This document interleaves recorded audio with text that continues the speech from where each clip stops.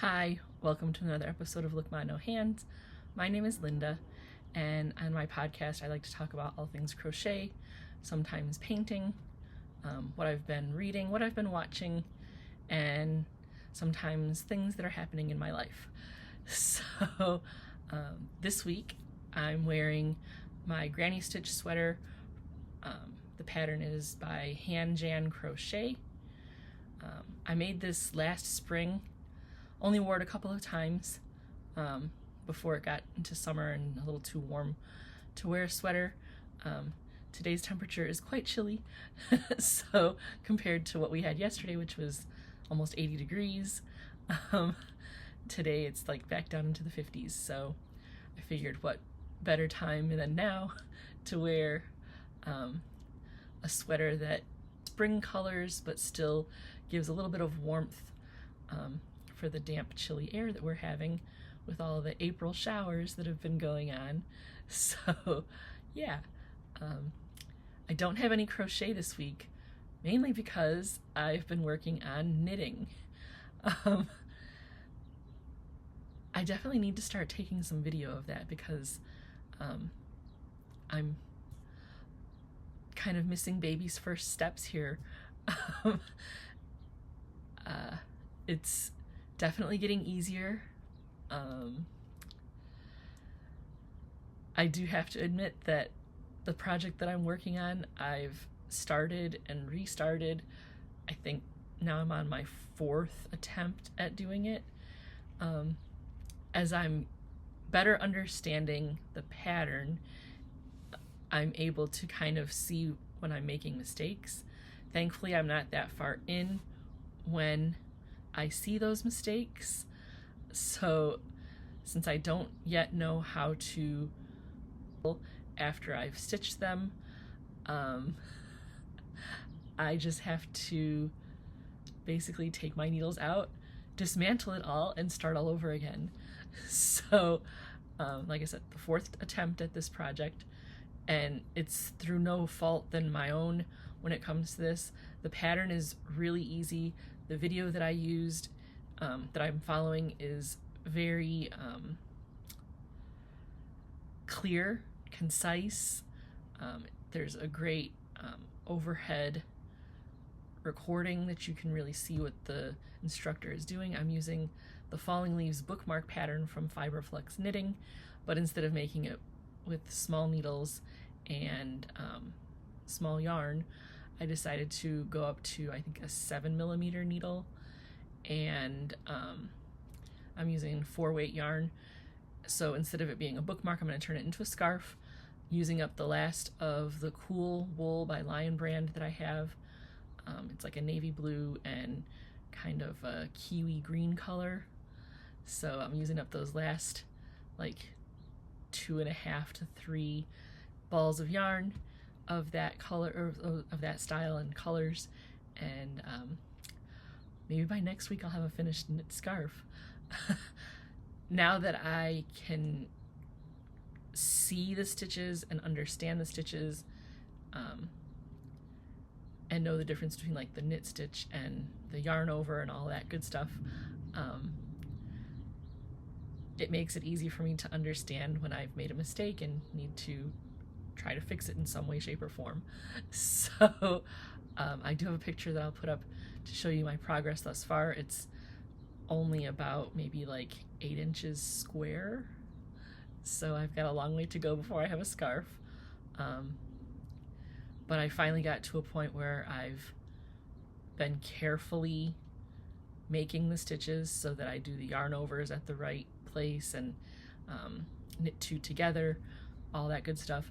And it's finally looking like I've not missed any stitches or messed anything up. So I'm going to keep going. What I found for myself is I can't knitting for like hours and hours.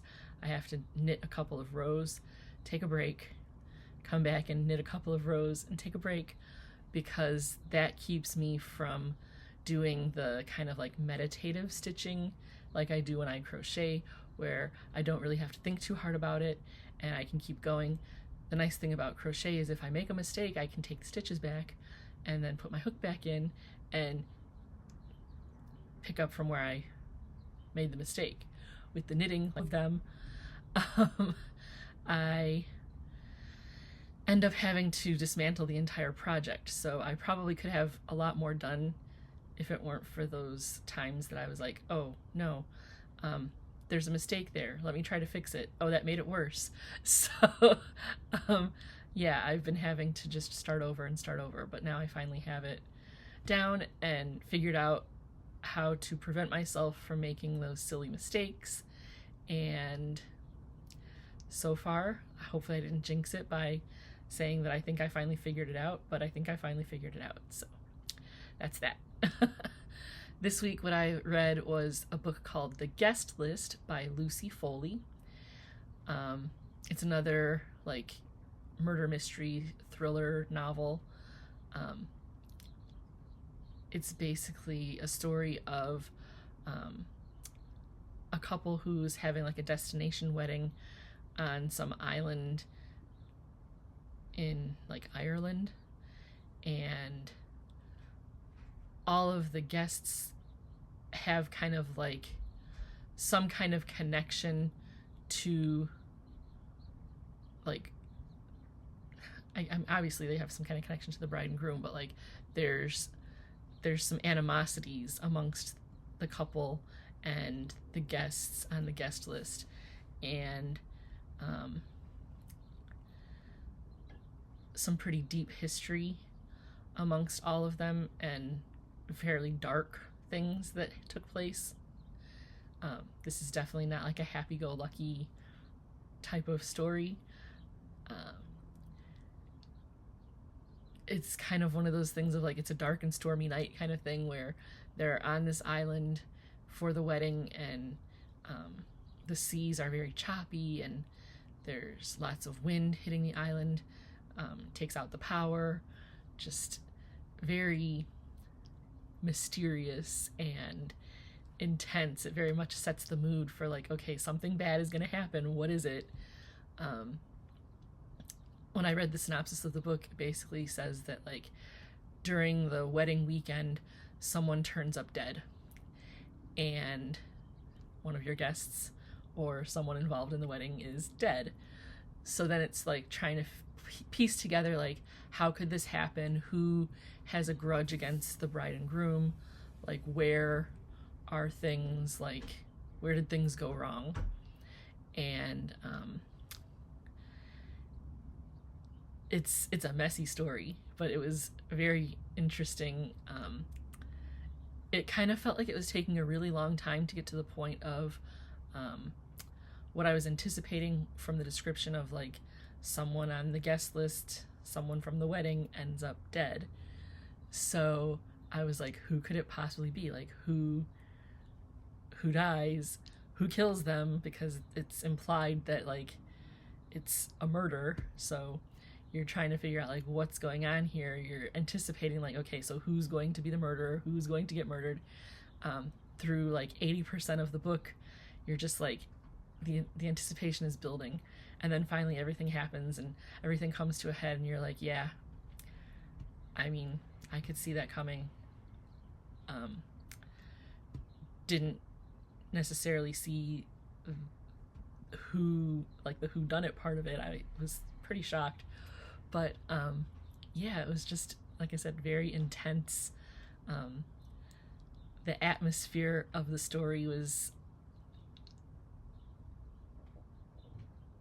perfect for the intensity of the novel. It was just very well written, and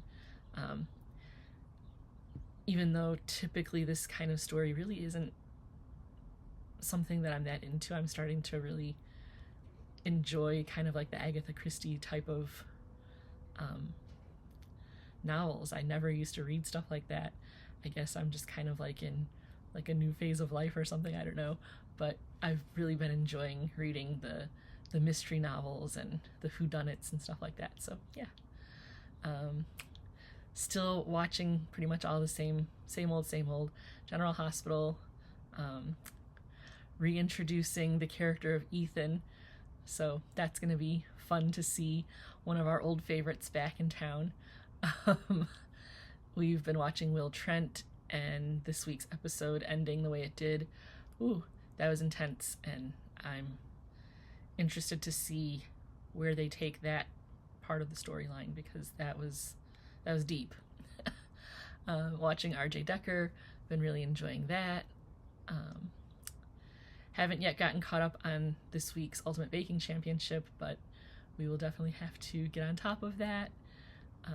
I watched the entire current season of XOXO Kitty on Netflix. I really like those young adult, like teen drama shows. This one particularly is kind of based on characters from the book To All the Boys I've Loved Before, and I really enjoyed that novel series, so watching this TV series, or this Netflix series, has been a lot of fun. Got caught up on all the current episodes of The Pitt, which was a lot of fun. I love that show. Just seeing like the evolution of the different characters, and kind of the bombshell that was dropped in the last 2 episodes. Very interesting. So yeah. And then during the week, I went to see the movie You, Me, and Tuscany. My mom and I went to see that while Tim went to see the Mario movie. But yeah, I really liked the You, Me, and Tuscany movie. It was kind of gave like the same kind of feelings as like Sisterhood of the Traveling Pants or My Big Fat Greek Wedding, where it's like some very serious points, but then also, I don't know, just silliness.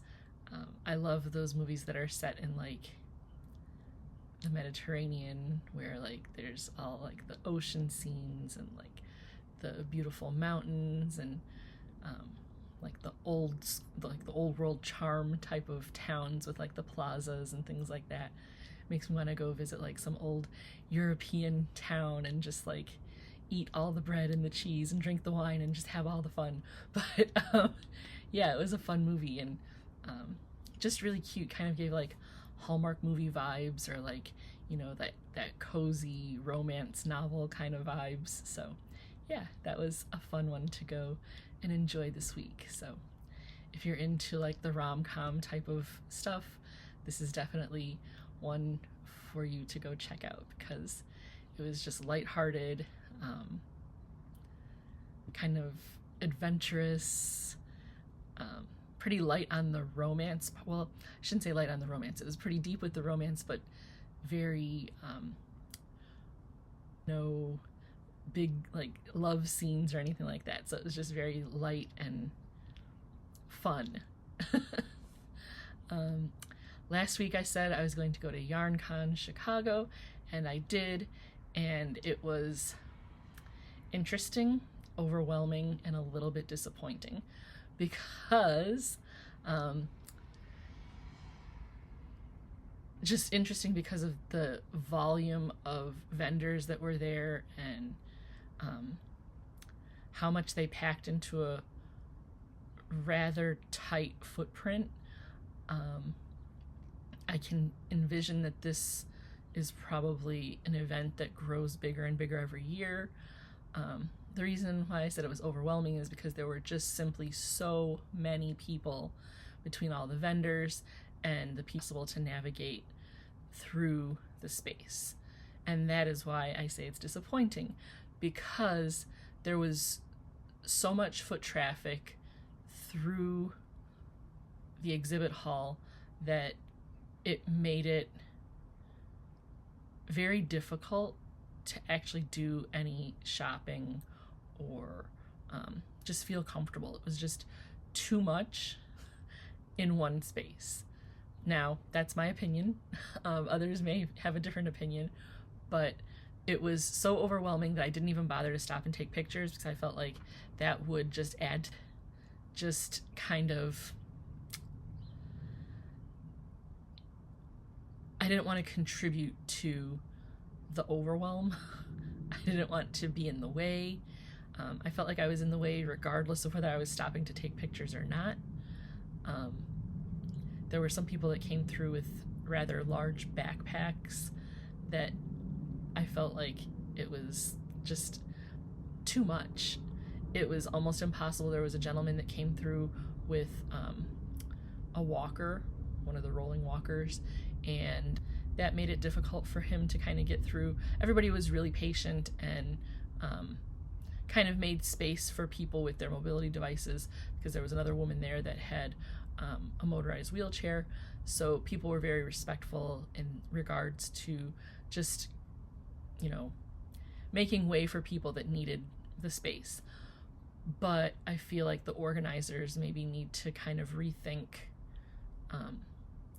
how it's run. Just be pretty overwhelming. There were some vendors that had rather long lines for checkout and things like that, which contributed to the chaos, in my opinion. It was just a lot. I did kind of go through the website online before attending the event to kind of get a feel for who was going to be there and who I wanted to really like hunt down.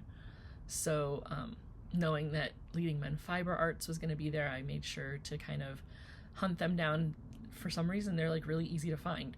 I don't know if maybe it's one of those things like when you buy a new car and then you see it everywhere, but Leading Men Fiber Arts just like popped right out to me, and I was like, ooh, did not disappoint. They always have really great selection. Their colors are really awesome. Their customer service is top notch. Like, just great people at the Leading Men Fiber Arts booth. So I definitely, first ones that I saw there, and I wanted to kind of do a full lap before I settled on anything, even though I pretty much knew that I was buying from them. So I did my full lap and then made the beeline back to their booth and purchased a couple of skeins of yarn from them, of course, in my color palette of purple. I'll have to double check on what color exactly I bought, because I was just like, ooh, purple. But their yarn is always like so beautiful, and it's like super soft. And so yeah, that was my YarnCon Chicago experience.